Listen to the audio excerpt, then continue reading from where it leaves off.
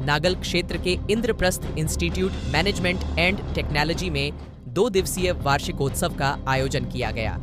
कार्यक्रम का शुभारंभ मुख्य अतिथि औद्योगिक विकास राज्य मंत्री जसवंत सिंह सैनी, मेयर अजय कुमार, डॉक्टर अंजू वालिया एवं गणमान्य व्यक्तियों द्वारा प्रज्वलित करके किया गया।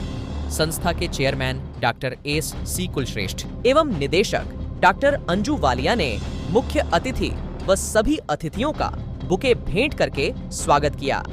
कार्यक्रम में मुख्य अतिथि राज्य मंत्री जसवंत सिंह सैनी ने अपने संबोधन में कहा कि छात्र छात्राओं ने बहुत सुंदर प्रस्तुतियां दी हैं।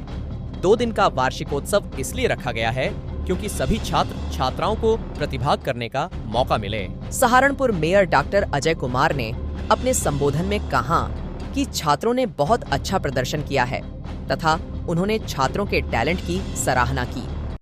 डायरेक्टर डॉक्टर अंजू वालिया जी, डॉक्टर पूनम जी, मेरी पार्टी भारतीय जनता पार्टी के वरिष्ठ नेता अमित चौधरी जी, मेरे नगर निगम में मेरे साथी पार्षद दिग्विजय जी, यहाँ का समस्त शैक्षणिक और गैर शैक्षणिक स्टाफ, मीडिया के both print and electronic media के मेरे मित्र, और सबसे जरूरी जिसके कारण हम लोग इतना खुश हैं आज, वो है आप सब लोग। तो आप सबको मैं नमन करता हूँ। अपने लिए एक बार बहुत तेज से ताली बजाइए। ये जो अपना देश में इस समय ऋतु चल रही है, त्योहारों का मौसम है, और ये सबसे अच्छा मौसम माना जाता है हमारे यहाँ।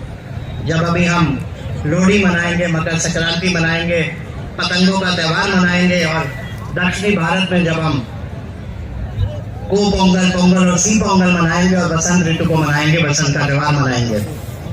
जिस कॉलेज से मैं हूँ, हमारे यहाँ पर बसंत पर सरस्वती पूजन हुआ करता था, और उसके जस्ट पहले 3 दिन का एक कॉलेज फेस्ट होता था।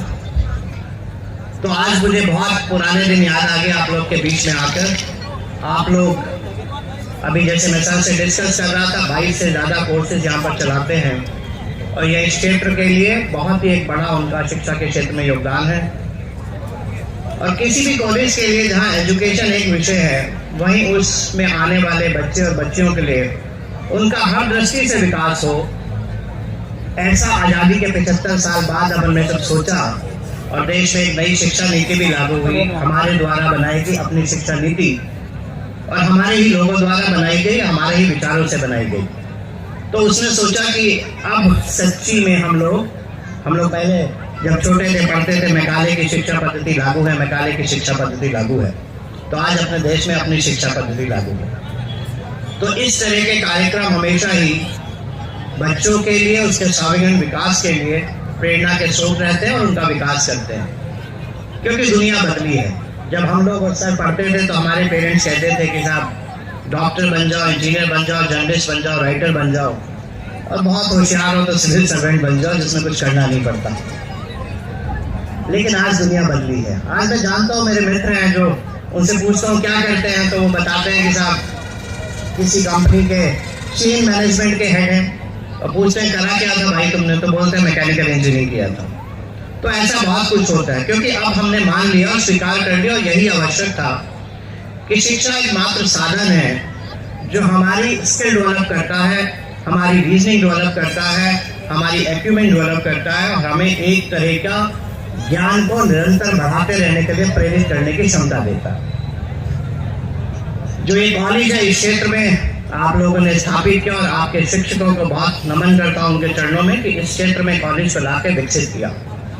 दुनिया की जितनी भी सभ्यताएं हैं, हमारे देश में भी थी, चाहे तक्षशिला थी, चाहे नालंदा थी, वह क्षेत्र वहाँ की शिक्षा के कारण जाने जाते हैं। और दूसरा एक विषय था, कई बार धार्मिक स्थलों के कारण जाने जाते थे। क्या दुनिया का सबसे पुराना यूनिवर्सिटी बेलूनिया इटली, वह उसी के नाम से जाना जाता है। चाहे ऑक्स रिवर के किनारे ऑक्सफोर्ड, चाहे कैम रिवर के किनारे कैम्ब्रिज, वह वहाँ की शिक्षा व्यवस्था के कारण दुनिया में जाना जाता है। आपका विद्यालय भी इस क्षेत्र को गौरवान्वित करें, और ये क्षेत्र आपके विद्यालय के नाम से जाना जाए, ऐसी मेरी शुभकामना। और आप इस क्षेत्र में काम करें, इस दिशा में काम करें, और अगर इस दिशा में काम करेंगे जब 2047 में हम दुनिया के सबसे अच्छे राष्ट्र बनकर खड़े होंगे, तो आपका भी एक योगदान उस क्षेत्र में रहेगा। मैं आप सबके लिए उसके लिए शुभकामना देता हूँ। इस तरह के प्रोग्राम में मुझ जैसे मूड को बुलाना और खड़े होकर बोलने को कहना, ये मुझे अजीब सा लगता है। मेरे हाथ पांव कांपते हैं टीचर्स के सामने बोलने में बचपन से ही।